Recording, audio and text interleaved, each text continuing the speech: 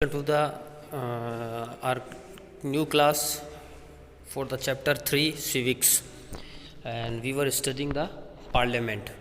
जैसे कि हम लोग ने पहले भी पढ़ चुका है कि हमारा जो रोल ऑफ द पार्लियामेंट क्या होता है, कि कौन कौन से रोल्स और फंक्शंस ऐसे होते हैं जो पार्लियामेंट को करने पड़ते हैं, क्या क्या उनके काम होते हैं, वही सब हम पढ़ रहे थे। मैं एक एक्स्ट्रा वीडियो आपका लेके आया था, राज्यसभा और लोकसभा के बीच का डिफरेंस क्या होता है, एक बेसिक डिफरेंस क्या होता है कि ये दोनों अपर हाउस और लोअर हाउस जो होते हैं वो कैसे फॉर्म होते हैं और क्या काम करते हैं। तो अब हम अगर ये पढ़ेंगे तो आप लोग को ये जानने में ये आसानी होगी कि पार्लियामेंट का काम क्या होता है, कि जो पार्लियामेंट होती है वो लोकसभा, राज्यसभा और प्रेसिडेंट का कंबाइन ऑर्गेनाइजेशन होती है जिससे पूरा इंडिया चलता है।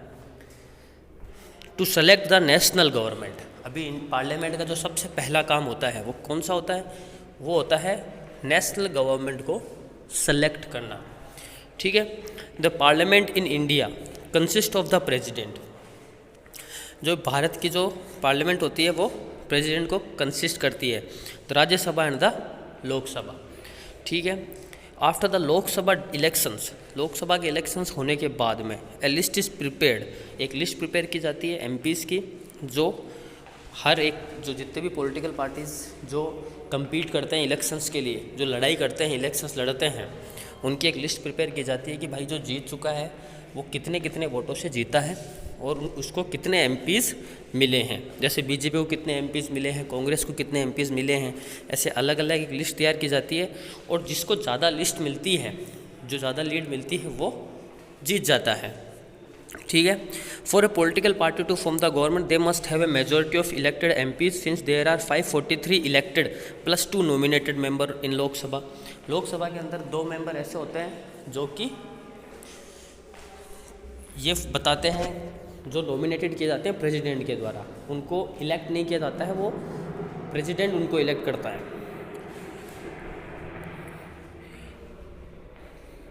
और ये भी आप लोगों को पता है कि जैसे 543 टोटल हो सकते हैं कि तो किसी भी पार्टी को जीतने के लिए उसमें से आधे और उसके +1 यानी 50% +1 मेंबर उस पार्टी के एमपीज़ होने चाहिए। जैसे बीजेपी के 273 है तो वो बीजेपी जीत जाएगी, क्योंकि एक तो 543 का आधा हो गया 272 और +1 एक एक्स्ट्रा हो गया। वही बात है कि सबसे ज़्यादा किसके होने चाहिए, जो जिसके आधे से ज़्यादा होंगे वही जीतेगा। The opposition in parliament is formed by all the political parties that oppose the majority party formed। अब ये तो हमारी जो मेन पावर में पार्टी हो गई उसकी बात हो गई। अब इसको लीड करने के लिए एक ओपोजिशन पार्टी होती है। जैसे कि मैंने आपको पिछली क्लास के अंदर भी बताया था कि एक ओपोजिशन पार्टी ज़रूरी क्यों होती है।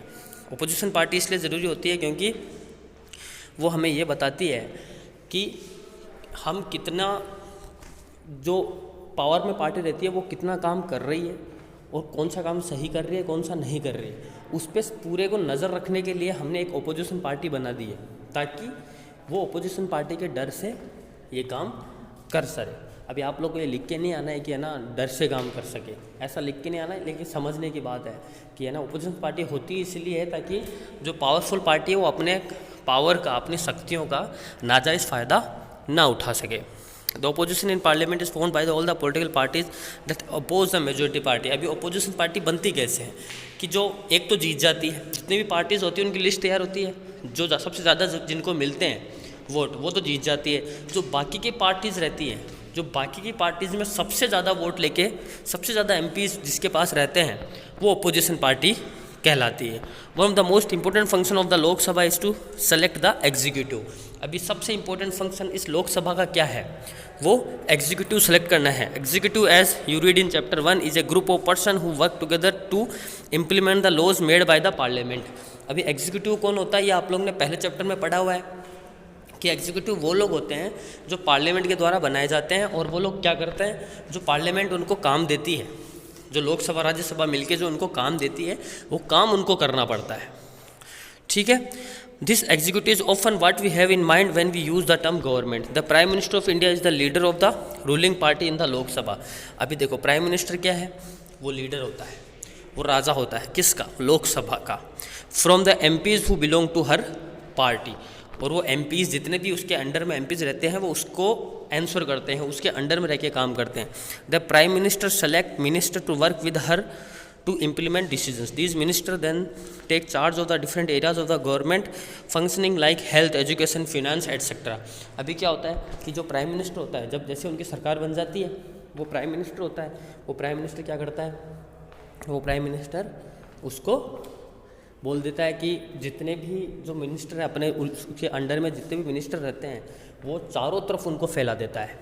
एक को हेल्थ मिनिस्टर बना देगा, किसी को एजुकेशन मिनिस्टर बना देगा, किसी को रोड मिनिस्टर बना देगा, किसी को रेलवे मिनिस्टर बना देगा, है ना। इनको कैबिनेट मिनिस्टर्स बोलते हैं, जो भारी भारी जितने भी होते हैं ना उनको कैबिनेट मिनिस्टर्स बोलते हैं। Often times in the recent past, it has been difficult for a single political party to get the majority that is required to form the government. They often join together with different political parties who are interested in similar concern to form what known as coalition government. अभी ये क्या होता है, गठबंधन की सरकार जिसको हम लोग बोलते हैं हिंदी के अंदर कोलिशन गवर्नमेंट, मतलब कि कभी कभी ऐसा बहुत बार ऐसा होता है कि है ना किसी एक को मेजोरिटी नहीं मिल पाती है किसी भी एक पार्टी को, तो वो क्या करते हैं किसी दूसरी पार्टी से उधार ले लेते हैं। आपको ये सब लिख के नहीं आना है, ये उधार ले लेते हैं, मतलब किसी दूसरे पार्टी से वो रिलेशन बिल्ड करके उसको अपने पार्टी में मिला लेते हैं और उसके एमपीज़ और जिसको वो मिला रहा है उसके एमपीज़ मिला के 50% से ऊपर निकल जाता है और फिर वो जीत जाता है। लेकिन उस टाइप की गवर्नमेंट को क्या बोलते हैं, कोलिशन गवर्नमेंट। ठीक है, अभी देखो, the Rajya Sabha functions primarily as the representative of the state of India in the parliament. Rajya Sabha can also initiate legislation and bill is required to pass through the Rajya Sabha in order to become a law. अभी देखो राज्यसभा क्या करती है, राज्यसभा को बहुत ही कम शक्तियाँ मिलती है लोकसभा के, क्योंकि लोकसभा देखो जनता का है। अभी लोकसभा क्या है, कोई भी बिल पास करना होता है, कोई भी बिल, मान लो हमारे जितने भी स्कूल्स हैं उस स्कूल्स के अंदर ये रूल आना चाहिए कि है ना बच्चों को है ना सुबह 7 बजे से लेके और शाम को 7 बजे तक 12 घंटे के लिए पढ़ाई करवानी है, ये एक रूल बनाना है। तो ये हम लोकसभा के अंदर बिल बना दिया कि हाँ ऐसे ऐसे ये सिस्टम होना चाहिए, ऐसा ऐसा होना चाहिए, उनको बीच में खाना मिलना चाहिए, पूरा उनका एक बिल तैयार कर लिया। अब वो बिल तैयार करके वो लोग क्या करेंगे, वो राज्यसभा को भेजेंगे। लोकसभा से कहाँ चला गया, राज्यसभा के पास। अभी राज्यसभा बिना राज्यसभा के पास गए वो लोकसभा डायरेक्ट उसको पास नहीं कर सकती, राज्यसभा को दिखाना ही पड़ेगा। पर प्रॉब्लम यह है कि राज्यसभा उसको कैंसिल नहीं कर सकती, राज्यसभा को पास वो 14 दिन तक रह सकता है। फॉर 14 डेज तक उसको रहना है। 14 डेज़ के अंदर अंदर उसको वापस लोकसभा को भेजना है कि भाई आप इसके अंदर ये चेंजेस करो। ठीक है, अगर वो नहीं भेजता है 14 डेज़ तक बिल्कुल भी नहीं भेजता, राज्यसभा अपने पास ही रख लेता है, तो ऑटोमेटिक वो पास हो जाता है।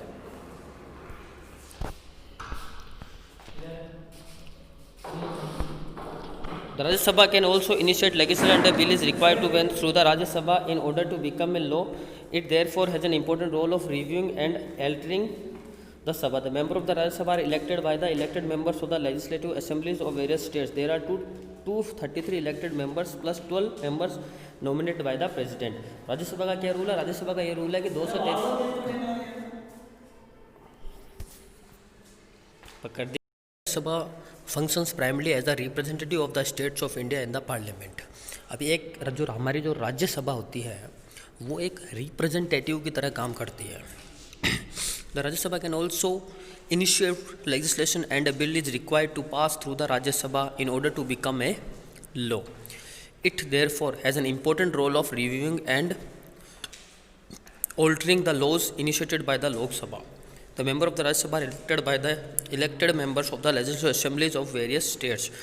There are 233 elected members plus 12 members nominated by the president. अभी जैसे लोकसभा में 542 होते हैं ना, वैसे ही हमारी जो राज्यसभा होती है उसके अंदर 233 मेंबर्स होते हैं, और जो जहाँ पे लोकसभा में 2 लोग प्रेसिडेंट के द्वारा इलेक्ट किए जाते हैं वहीं पे 12 members nominated by the president. अभी जो 12 मेंबर्स होते हैं वो कौन से होते हैं, जो जैसे हमारे फॉर एग्जांपल सचिन तेंदुलकर है, वो भी राज्यसभा के मेंबर थे। वो कैसे थे, वो ऐसे थे कि कोई भी खेल जगत का हो, कोई पढ़ाई से रिलेटेड हो, कि अपनी फील्ड में जिसने बहुत अच्छा नाम कमाया हो और बहुत फेमस हो और अपनी फील्ड को आगे ले जाना चाहता हो, वो ये मेंबर बन सकता है, उसको जो प्रेसिडेंट है वो डायरेक्टली बना सकता है। तो ये काम होते हैं। जैसे कि मेन काम आपको मैं एक बार फिर से बता देता हूँ कि जो लोकसभा होती है वो लोकसभा क्या करती है, लोकसभा का मेन काम जो ज़्यादातर काम रहता है लोगों के थ्रू रहता है, लोगों के लिए रहता है, वो लोकसभा का रहता है, क्योंकि वो जनता का, उसको house people of the parliament, मतलब कि पीपल ऑफ द हाउस इसीलिए बोला जाता है क्योंकि वो जनता द्वारा सिलेक्ट किया जाता है, जनता द्वारा इलेक्ट किया जाता है और पीएम उसके ऊपर कंट्रोल रखता है।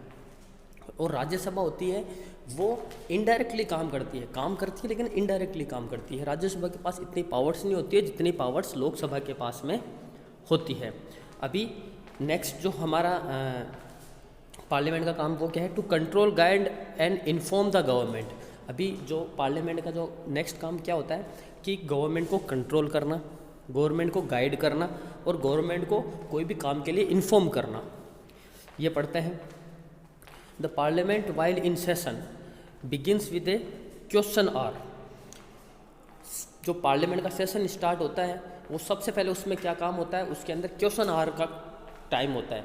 क्वेश्चन आवर क्या होता है कि मतलब उसके अंदर क्वेश्चंस पूछे जाते हैं कि हाँ भाई तुमने जो काम किया है वो कब कितना कंप्लीट हुआ। जैसे कि तुम्हारी क्लास को ले लो, तुम्हारी क्लास जब स्टार्ट होती है तो तुम्हारे जो टीचर्स होते हैं वो क्या बोलते हैं, वो आते ही बोलते हैं कि कल का होमवर्क किया कि नहीं किया, बोलते हैं ना। वैसे ही इनका भी क्वेश्चन आवर होता है, ठीक है। The question hour is an important mechanism through which MPs can elicit information about the working of the government. उसके अंदर जो MPs होते हैं वो गवर्नमेंट को ये पूछते हैं या फिर उनके आंसर देते हैं कि भाई जो काम हो रहा है वो कैसा हो रहा है, कितना हो रहा है, कितना प्रोग्रेस हो गया है। This is a very important way through which the parliament controls the executive. और ये बहुत ही इंपॉर्टेंट है कि सारे एग्जीक्यूटिव एक जगह बैठ के मिलते हैं और उसके बाद में जो पार्लियामेंट होती है वो क्वेश्चंस करती है MPs को कि भाई जो हमने आपको काम दिया था वो आपने कितना कर लिया है और उसके अंदर क्या क्या प्रोग्रेस चल रहा है। This is very important way through which the parliament control the executive by asking questions the government is altered to its shortcomings. और क्वेश्चंस पूछने के कारण क्या होता है कि जितने भी कमियां रहती है, जितने भी, जैसे मान लो कोई पॉलिसी बता दी कि भाई इस एरिया के अंदर पानी की व्यवस्था करवाई जाए, ठीक है।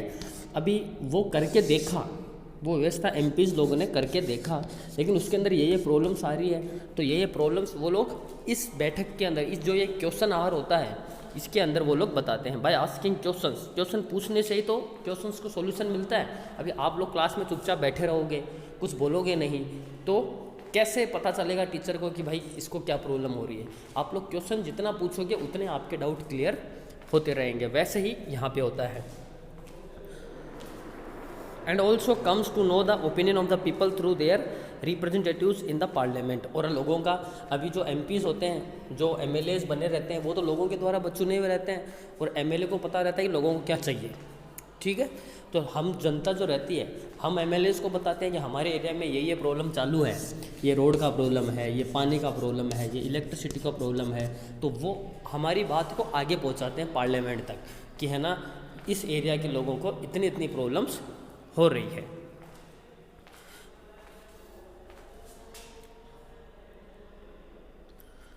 MPs asking question of the government is a crucial task for every MP. The opposition party plays a critical role in the healthy functioning of a democracy. They highlight drawbacks in various policies and programs of the government and mobilize popular support for their own policies. अभी देखो जो हमारी opposition party है वो फिर यहाँ पे क्या काम करती है, वो यहाँ पे फिर यही काम करती है कि भाई जो पॉलिसीज़ जो पावर में रहती है गवर्नमेंट ने उसने बनाई है, ठीक है, उन्होंने जो लोकसभा ने जो पॉलिसीज़ तैयार की है वो कितना काम करेगी, उसमें क्या क्या कमियां हैं और कितना वो काम नहीं करेगी, ये ऑपोजिशन पार्टी हम जनता तक पहुंचा देती है, ठीक है। क्योंकि वो अपोज करती है, ऑपोजिशन पार्टी उसका नाम क्यों पड़ा है, क्योंकि वो अपोज करती है। और जो अगर वो अपोज करती है तो हमें पता चल जाता है कि जो हमारी जो पॉलिसीज़ आ रही है उसके अंदर क्या क्या शॉर्टकमिंग्स है, उसके अंदर क्या क्या ड्रॉबैक्स हैं उसके, और वो कितना काम करेगी और कितना नहीं करेगी, ठीक है। The following is an example of question asked in the parliament. ये देखो, ये ऐसे क्वेश्चंस पूछे जाते हैं, तुम्हारी तरह नहीं क्लास के अंदर उठ के खड़े होकर बोल दिया, ऐसा नहीं है। देखो पूरा एक प्रोसेस होता है, उसके थ्रू ये क्वेश्चंस पूछे जाते हैं। एक एग्जांपल देख लो, Lok Sabha. Unstarred question number 2007 answered on ऐसा फॉर्मेट रहता है। Will the minister of women and child development be pleased to state, ठीक है, whether the national commissioner for protection of child right. ये देखो यहाँ पे क्वेश्चंस पूछा जा रहा है जो चाइल्ड राइट में, यानी कि बच्चों के जो राइट्स होते हैं कि हाँ भाई 14-14 साल तक के बच्चों को फ्री मिलना चाहिए एजुकेशन, या फिर उनको खाना मिलना चाहिए, मिड डे मील मिलना चाहिए, ये जितने भी डाउट्स रहते हैं ये पूरे किए जाते हैं। फिर आंसर्स इस टाइप में दिए जाते हैं। A letter was issued to the State of National Commission for Protection of Child Right to consider providing guideline to schools to create a school nutrition policy। School nutrition policy वही है कि भाई जो government के अंदर जो बच्चे पढ़ते हैं ना उनको मिड डे मील मिलना चाहिए, जो स्कूल में खाना मिलता है ना उसको लेकर। पहले क्वेश्चन पूछा गया, उसके बाद में आंसर दिया गया। The government gets valuable feedback and is kept on its toes by the question asked by the MPs. मतलब कि जो एमपीज क्वेश्चन करते हैं गवर्नमेंट उसका आंसर करती है। In addition in all matters dealing with finances the parliament's approval is crucial for the government. This is one of the several ways in which the parliament controls, guides and inform the government. The MPs as representative of the people have a central role in controlling, guiding and informing parliament, and this is a key aspect of the functioning of the Indian democracy। और ये जो पूछने का जो तरीका होता है, एक दूसरे से क्वेश्चन पूछना, एक दूसरे को आंसर करना, यही ये बताता है कि हमारा जो इंडिया है वो एक डेमोक्रेटिक कंट्री है जिसके अंदर कुछ भी छुपा हुआ नहीं है, सब जो हो रहा है वो सामने हो रहा है, अपनी पावर का कोई नाजायज़ इस्तेमाल नहीं कर रहा है, ठीक है। फिर नंबर 3 पे आते हैं। नंबर 3 है लॉ मेकिंग, कि लॉ कैसे बनाए जाते हैं। Law making is a significant function of the parliament. We shall read about this in the next chapter. हम इसका अगले चैप्टर में पढ़ेंगे कि ये नियम बनाए कैसे जाते हैं, ठीक है।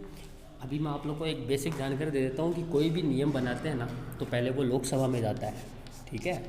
पहले वो लोकसभा में जाता है, उसके बाद में वो राज्यसभा में जाता है। राज्यसभा में जब जाता है तो वो 14 डेज़ के लिए जाता है, और 14 डेज़ के लिए जब जाता है तो 14 डेज़ के अंदर अंदर उसको राज्यसभा को भेजना पड़ता है। ये पूरा एक प्रोसेस है।